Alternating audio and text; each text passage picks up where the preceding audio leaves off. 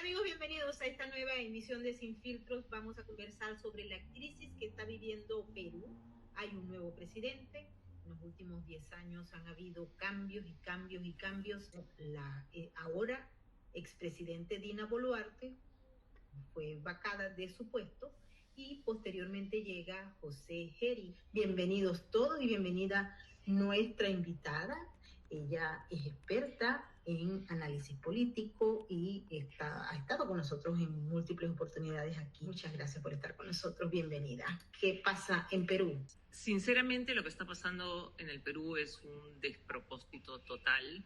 Como bien los decías, este es el octavo presidente en 10 años. Las instituciones las tenemos, pero no funcionan como deberían.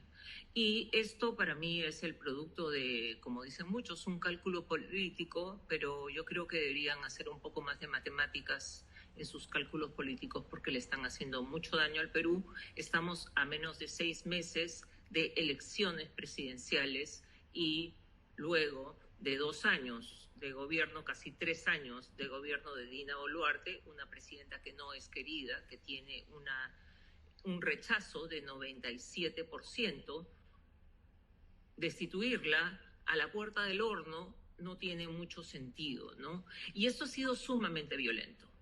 Esto ha pasado prácticamente en menos de 24 horas.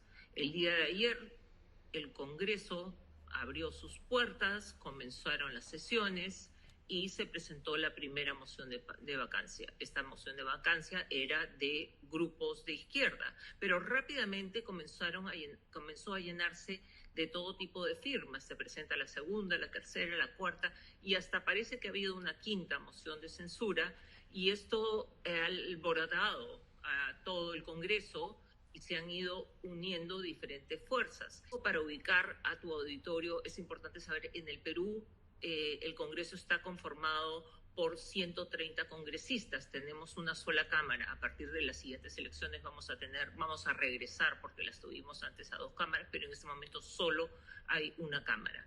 Y Dina Boluarte ha sido vacada sin ningún voto en contra. Aceptaron la vacancia y, como te digo, esto ha sido sumamente violento. O sea, el Perú no puede seguir, o sea, personalmente estoy en contra de esto.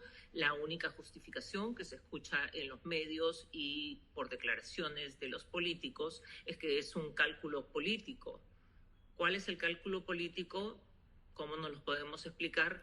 A puertas de las elecciones, una presidenta como la presidenta Dina Boluarte, que reemplazó a Pedro Castillo luego del intento de golpe de Estado, no solo no tiene popularidad, sino que no tiene bancada. Ella pertenecía a Perú Libre, un partido político vinculado con Cuba y todos los países autoritarios, y ella, al reemplazar a Pedro Castillo, de alguna manera, el Perú Libre sintió que era como una traición, así que se quedó sin partido político, no tenía el respaldo de ninguna bancada en el Congreso y tiene que gobernar de alguna manera en coalición con otros partidos políticos, además de tener muchas denuncias, motivos por los cuales estaba con problemas legales, una señora que no estaba preparada,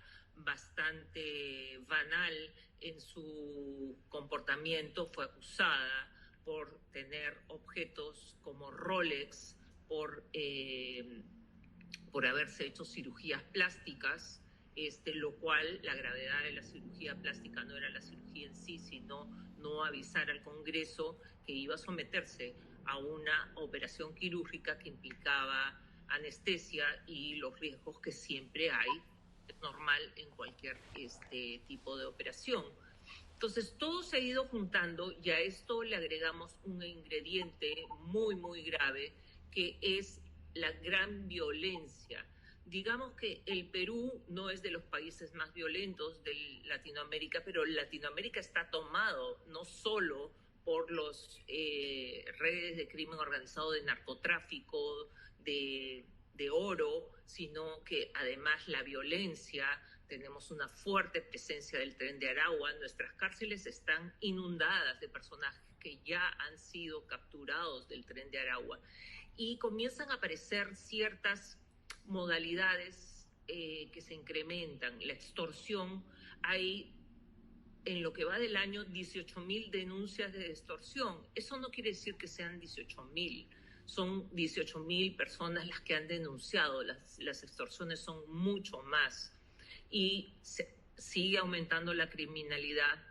Los métodos cambian. Por ejemplo, en el 2023 un método que de alguna manera fue instaurado por el líder del Tren de Aragua, que es el uso de granadas. Ingresaron a una discoteca en un barrio muy populoso de Lima y lanzaron una granada. Eso nunca se había visto, eso fue en el 2023. Luego, este mismo año, un grupo musical popular bastante querido que se llama Armonía 10, mataron a uno de los integrantes de este grupo y seguimos viendo que esto avanza y tratan de decir que el detonante ha sido un atentado que ha habido en el Colegio Militar de Chorrillos, en la ciudad de Lima, con un grupo que se llama Aguamarina. Entraron al concierto y dispararon a discreción, hirieron a los 4 integrantes. Afortunadamente no hubo pérdida de vidas, pero este hecho de alguna manera se utiliza como esta presidenta no hace nada. Dina Boluarte ha tenido declaraciones muy desafortunadas. Por ejemplo, ha dicho que para evitar la extorsión no hay que contestar el teléfono. La gran solución política y para la extorsión. Entonces, este tipo de declaraciones desafortunadas son las que de alguna manera van calentando el ambiente, pero la realidad, si queremos decir lo que realmente está pasando, es que los partidos políticos, que vamos a tener 43 partidos políticos que se presentan a las próximas elecciones de abril de 2026, están tratando de marcar distancia con Dina Boluarte.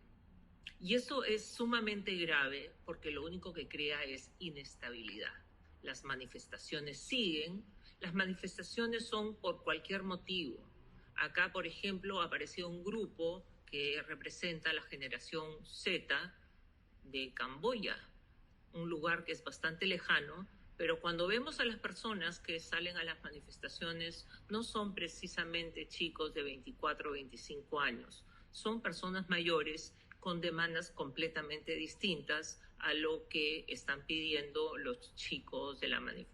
Son utilizados, o sea, realmente hay grupos de poder que están que están organizados, que están atrás de estos movimientos y simplemente los utilizan. Así que tenemos mucho miedo con lo que ha pasado porque esto se parece mucho a lo que sucedió en el momento en que Martín Vizcarra fue vacado. Esto fue en el año 2020. Vino como presidente interino Manuel Merino. Es un presidente que duró escasos días, solo 5 días en la presidencia, y comenzaron las manifestaciones. Y estas manifestaciones fueron el mismo corte de manifestaciones que se dieron a lo largo de toda Latinoamérica, en Chile, en Argentina, en Colombia, en el mismo Estados Unidos, en Ecuador, y que todas terminaron con algún,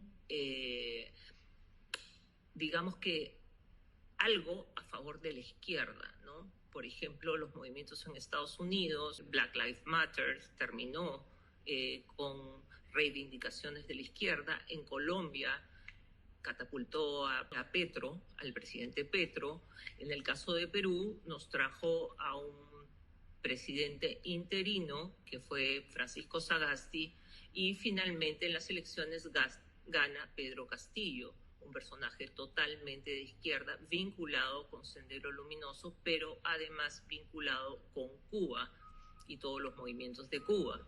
Entonces, hemos visto durante estos casi, no ha llegado 3 años de Dina Boluarte, que el Perú es un país donde la política no funciona, la institucionalidad no funciona, las instituciones cada una ejecutivo, legislativo y judicial, cada una quiere mandar y hacer lo que quiere, pero la economía del país funciona de alguna manera con piloto automático. Si al país lo dejas funcionar, el país funciona. Hemos llegado a tener más de 4% de crecimiento del PBI. Es algo así como: déjennos tranquilos, no se metan con la economía y nosotros vamos a salir adelante. Pero esta economía no soporta la inestabilidad. Eso es lo más dramático. La inestabilidad es la que nos tiene en esta situación de descontrol. Entonces, es muy grave esta decisión que han tomado los políticos, que dicen que es una cuestión calculada, que están calculando el riesgo político y por eso están marcando distancia con Dina Boluarte, porque no les traería ningún rédito, sino por el contrario, podría perjudicar la campaña política de cualquiera de estos candidatos, ¿no? Entonces se ha juntado tanto la derecha como la izquierda para lograr este objetivo, que ha sido vacar a Dina Boluarte. El otro problema, Mayborn, que es bastante grave, es la trayectoria de este señor que ha sido elegido presidente, José Gerí. José Gerí pertenece a un partido que se llama Somos Perú. Somos Perú fue el que llevó al Congreso, digamos, a Martín Vizcarra, y porque Martín Vizcarra ha pertenecido a muchos partidos. Uno de los partidos a los que ha pertenecido es el APRA, que es un partido tradicional, luego perteneció a Somos Perú y ahora ha formado su propio partido, ¿no? Y luego estuvo en la plancha presidencial de PPK, que es un partido político más. Entonces, en uno de estos partidos políticos, que es Somos Perú, Martín Vizcarra llega al Congreso, pero luego, en 2020, es inhabilitado. Al ser inhabilitado, entra el siguiente, digamos que el accesitario, que llega a la presidencia del Congreso cuando nadie se lo imaginó. Nadie se imaginó que podía ser. El segundo, que es el actual presidente del Congreso, es también otro personaje que es accesitario. Muere uno de los congresistas de Fuerza Popular, y él entra, pero Rospigliosi sí es un personaje político de mucha trayectoria, ha sido ministro y tiene bastante más experiencia, ¿no? Pero no sé qué nos podemos esperar de un presidente que ha surgido en 24 horas sin tener un gabinete armado para gobernar por 6 meses, y en 6 meses no se solucionan los problemas del país. Un presidente más dentro de la larga lista que tenemos en estos últimos años, lo único que hace es agregar inestabilidad al país. Yo estoy totalmente en contra.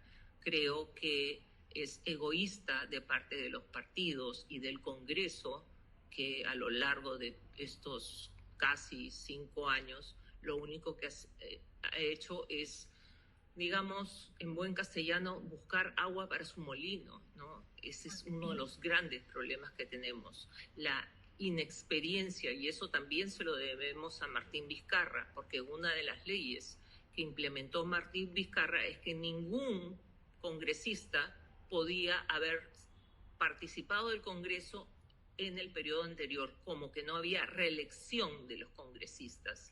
Entonces, todas las personas, en su gran mayoría de los que están en el Congreso, son personas que no tienen experiencia. No todos, pero sí la mayoría son personas sin experiencia y con un nivel muy, muy bajo, lo que habla muy mal de la calidad de los políticos en el Perú. Y yo lo lamento mucho. Yo creo que de cara al mundo, ¿no?, a la opinión internacional, esto es un poco vergonzoso. Quedamos como república bananera, donde la inestabilidad es la constante que vemos dentro de la política. Y esto repercute también en la economía, porque no solo crea inestabilidad, sino además desconfianza. O sea, sí, cualquier proyecto en curso, dicen acá, la vacancia es cosa de todos los días. Digamos que se ha generalizado, Maybor. O sea, acá vacar es como cualquier cosa, algo que es de suma gravedad. No tenemos un sistema parlamentario. En un sistema parlamentario, digamos que destituir al primer ministro es algo bastante más normal, pero en un sistema presidencialista, bueno, el sistema peruano es semipresidencialista, es mucho más grave, crea demasiada inestabilidad y es lo último que necesitamos. Hay que corregir el problema de seguridad, pero las leyes que ha dado el Congreso tampoco han resuelto nada y las leyes no resuelven los problemas de seguridad, que van bastante más allá y como tú muy bien sabes, Maybor, esto está organizado a nivel internacional. Estas son redes internacionales de crimen organizado. Esto no aparece en el Perú. O sea, todas estas redes están vinculadas. En el 2020, con la vacancia de Merino, que coincidió con los problemas en Chile, se sabía que el ELN había entrenado a las personas en Chile, se sabía que el ELN también había estado entrenando Sendero Luminoso, enseñándole a derribar helicópteros en la zona del Brain, que es una pequeña zona donde están concentrados los remanentes de Sendero Luminoso. Y sabemos muy bien que el ELN está vinculado con el Cártel de los Soles y está vinculado con Venezuela y está vinculado con Cuba y así no terminamos nunca porque todo es una red. Esto se tiene que atacar como red y no encontrar la solución más cómoda para para la clase política, que es la vacancia, o de algunos presidentes, que es disolver el Congreso. La palabra disolver, hasta un niño conoce la palabra disolver. Cuando nosotros decimos disolver, significa disolver el Congreso. Entonces, ¿qué puede pasar? Ahora van a haber manifestaciones para disolver el Congreso. El personaje que han nombrado presidente de la República tuvo acusaciones que fueron finalmente borradas, pero tenía acusaciones de violación, y no violación política, sino sexual. Tenía acusaciones de malversación de fondos, de haber recibido coimas. O sea, no tiene un historial limpio este personaje. Entonces, esto es lo mejor que han podido conseguir para el Perú. Dina Boluarte no era una buena presidenta, eso es un hecho. No la queríamos, pero la necesitábamos ahí porque nos traía cierta estabilidad que se necesitaba después de cambiar tanto de presidentes. El día de ayer ha sido tan violento como interminable. Y la ansiedad de los políticos porque se votara por la vacancia, porque tenían miedo de que si la vacancia, que normalmente la votación debe ser en 3 días, y la única forma de que la votación no sea en 3 días es que lleguen ya no a 2/3, sino a 3/4. 3/4 eran más de 100 votos de los 130 congresistas, pues lo lograron. El tema era vacar, vacar, vacar y vacar. ¿Y este señor José Gerí ha recibido apoyo de algunos países o simple y llanamente la crisis de Perú se está viviendo encerrada en la burbuja dentro de las fronteras? Justamente revisando, no hay ninguna declaración que haya encontrado de otros países que ya se deberían haber pronunciado. Dina Boluarte se decía que estaba tratando de ir al Ecuador. No hay una mala relación entre Dina Boluarte y el Ecuador. A Colombia no podría ir, a Brasil tampoco, porque no es querida. Tengamos en cuenta que Dina Boluarte es un personaje que no es querido por muchos en diferentes entornos, porque todo el clan de Petro, Lula, Maduro, Cuba, no la quiere. Entonces decía que se podía ir a Ecuador. No he escuchado ninguna manifestación sobre el Ecuador, pero ella dio un discurso a la nación que nadie escuchó, porque mientras ella daba un discurso, estaban debatiendo en el Congreso la posibilidad de vetar a la mesa del Congreso, a la mesa directiva del Congreso, lo cual hubiera sido muy bueno.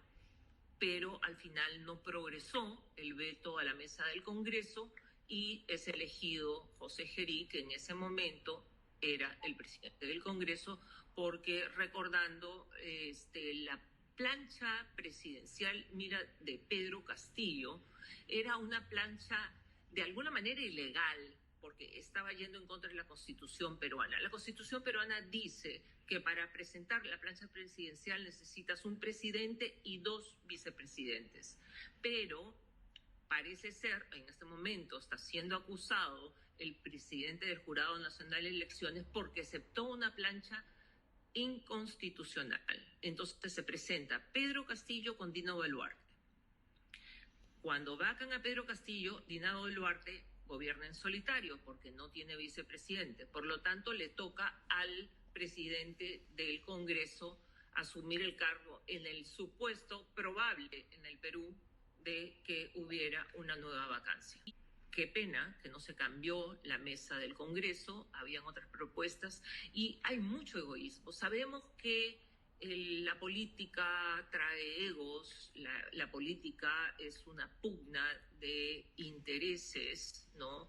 Tratando de buscar fortaleza, quién es el más fuerte siempre, pero el egoísmo hacia el país, el egoísmo hacia el Perú, está llegando a límites muy peligrosos, muy, muy peligrosos en un país donde la pobreza está creciendo.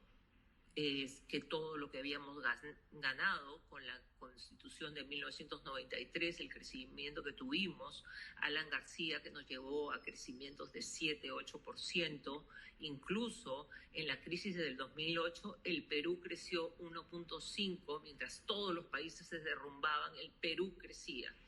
Y luego apareció Humala, que gobernó en automático y el Perú siguió creciendo. No fue un buen gobierno. Humala está en la cárcel en este momento. No fue un buen gobierno, pero como no intervenía, el Perú seguía funcionando en automático y seguía creciendo, Mayborn. El Perú es un país que crece en automático cuando el gobierno y los políticos nos dejan trabajar. Es la verdad. Tenemos un excelente Banco Central, que es totalmente independiente, y tenemos grandes reservas. El orden monetario, el orden fiscal es muy bueno. El presupuesto fiscal no, por supuesto, pero se guardan ciertas normas con respecto a otros países de Latinoamérica. El déficit fiscal es bastante bajo, la deuda peruana es bastante baja, tenemos 37% de deuda sobre el PBI, compáralo con los Estados Unidos que está en más de 120%, ¿no? Y otros países de Europa. Entonces, digamos que el orden económico y monetario es bueno. Y acabas de estar en el Perú y has visto lo que somos los peruanos, o sea, somos una clase trabajadora, que se esfuerza, hay mucha gente buena, tenemos 70% de informalidad y la gente trabaja y ya ve la forma. Hay una palabra muy peruana, se recursea, busca los recursos donde no los hay. Eso es recursearse y ve cómo sale adelante. Han dado toda esta inestabilidad política, cambiando de presidentes con vacancias, inhabilitaciones, intentos de cierre del Congreso, y el Perú ha logrado cierta estabilidad con una presidenta que es un desastre, pero este desastre por lo menos buscó no intervenir con el sector privado, porque el sector privado es el que genera los impuestos. ¿Qué hacen con los impuestos? Lamentablemente no son bien utilizados. Este cálculo político, como te decía al comienzo, yo le pediría a los políticos peruanos que tomen un cursito de matemáticas básicas, ¿no? Para aprender a sumar 2 más 2, que son 4. Sí, y una pregunta que está en el superchat. La señora Boluarte va a la cárcel. Hay en estos momentos una prohibición de salida del país y muy probablemente vaya presa como el resto, ¿no? Esa es otra constante. Esa es otra constante. Debemos sentirnos orgullosos. No nos podemos engañar. Hay mucha corrupción alrededor de la política. En el Perú van presos. Bueno, no ocurre en otro país. Entonces, en el caso de Dina Boluarte, la acusación, o sea, como digo, es una persona muy banal, ¿no? Se dedicó a su persona, ¿no? Y ahí hay varias acusaciones, pero la acusación más grave fueron las manifestaciones durante la vacancia de Pedro Castillo. Acusaciones que no creo que deban caer totalmente sobre sus hombros, ¿no? Pedro Castillo y sobre todo el primer ministro de Pedro Castillo, Aníbal Torres, con la asesoría de Carlos Rafael Zamora, embajador cubano, que luego de haber asesorado a Evo Morales durante estas elecciones que fueron anuladas por fraudulentas, se viene al Perú. Y se viene al Perú para asesorar a Pedro Castillo, y se sabe porque están registradas las largas conversaciones de Carlos Rafael Zamora con el primer ministro, que era Aníbal Torres, que solo trataba de llamar a marchas, azuzar a la gente. El ánimo estaba demasiado caliente y Pedro Castillo llama disolver, la famosa palabra, termina preso y comienzan los movimientos que ya estaban planificados con antelación. Entonces, toman aeropuertos. Hay un tema. Especialistas en sendero luminoso, en terrorismo, peruanos con los que yo he conversado en su momento, me dicen, una de las metodologías más comunes es, le roban el armamento a la policía y al ejército, y durante las manifestaciones ellos, los subversivos, disparan a las masas y se van. ¿Qué queda como referencia? Una bala que corresponde a las fuerzas del orden. Eso es una cosa que sucede y está estudiado. Difícil de demostrar, sí. Pero en el caso, por ejemplo, de Puno, se quemaron a 2 policías. Increíble, increíble. Hubo 11 miembros del ejército que tuvieron que meterse a un río huyendo de las turbas y murieron. Todas esas cosas han pasado. ¿Podemos culpar a Dina Boluarte por eso? Es consecuencia de todo lo que cultivó Pedro Castillo. No Pedro Castillo era un títere y era un ladrón. O sea, no es Pedro Castillo, es todo lo que estaba a su alrededor. Y recuerda que eran épocas en las que las manifestaciones públicas eran sumamente violentas, y eso no ha cambiado, pero era un momento muy, muy especial. Estamos hablando de 2022. Entonces, culpar a Dina Boluarte por eso sí va a ser juzgada. Y por supuesto, la Corte Interamericana de Derechos Humanos, ¿no?, es la primera en la fila para defender a estas personas que realmente estaban yendo en contra de las leyes peruanas, y alguien tiene que defender a los civiles. O sea, entrar a un aeropuerto, bloquear un aeropuerto, agredir a la policía. O sea, yo lo lamento porque siempre los que mueren son personas inocentes, pero ese es el juego, este es el juego de estos grupos subversivos. Las víctimas, gente inocente. Los causantes, te aseguro que Dina Boluarte tampoco era parte del gobierno de Pedro Castillo, por eso era la vicepresidenta. Después ha cambiado, sí ha cambiado. Pero de ahí a culparla, yo digo, ¿por qué el primer ministro no está siendo sentenciado? Que era el que más llamaba a las manifestaciones agresivas. En esa época, Mayborn, yo era activista. Yo salí de las calles, estaba en la primera línea y sé cómo funcionaba.